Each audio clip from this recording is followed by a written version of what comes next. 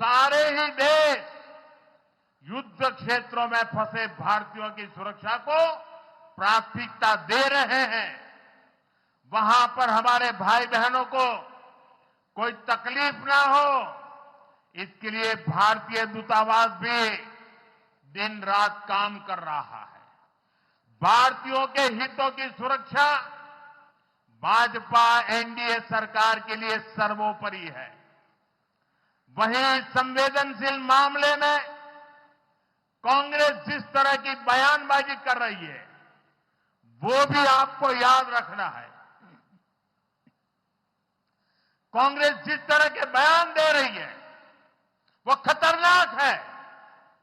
कांग्रेस चाहती है कि खाड़ी देशों में रहने वाले करीब 1 करोड़ भारतीयों की जिंदगी खतरे में पड़ जाए और फिर कांग्रेस इसका सियासी फायदा उठा सके।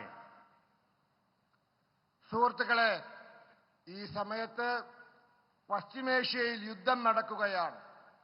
എല്ലാവരുടെയും ശ്രദ്ധ അങ്ങോട്ടാണ്.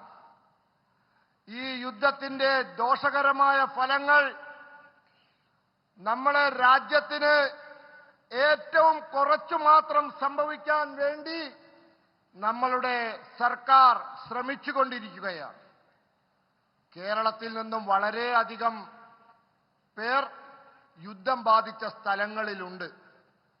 യുദ്ധം തുടങ്ങിയ ശേഷം ഞാൻ ഈ രാജ്യങ്ങളിലെ രാഷ്ട്രത്തലവന്മാരുമായി നിരന്തര സമ്പർക്കത്തിലാണ്. എല്ലാ രാജ്യങ്ങളും യുദ്ധഭൂമിയിൽ പെട്ടുപോയ ഭാരതീയരുടെ സുരക്ഷയ്ക്ക് വളരെ പ്രാധാന്യം നൽകുന്നുണ്ട്.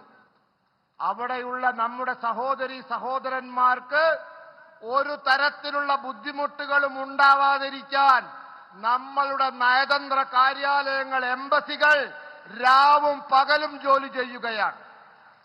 ഭാരതീയരുടെ താൽപര്യങ്ങൾ സംരക്ഷിക്കുക എന്നത് ബിജെപി എൻഡിഎ സർക്കാർ ഏറ്റവും കൂടുതൽ പ്രാധാന്യം കൊടുക്കുന്ന കാര്യമാണ്. എന്നാൽ ഈ വളരെ മർമ്മപ്രധാനമായ വിഷയത്തിൽ കോൺഗ്രസ് ഏതു തരത്തിലാണ് പ്രസ്താവനകൾ ഇറക്കുന്നത് എന്ന് നിങ്ങൾ ശ്രദ്ധിക്കൂ. നിങ്ങൾ ഓർക്കൂ, അവർ കോൺഗ്രസുകാർ പറയുന്ന കാര്യങ്ങൾ വളരെ അപകടകരമായ കാര്യങ്ങളാണ്.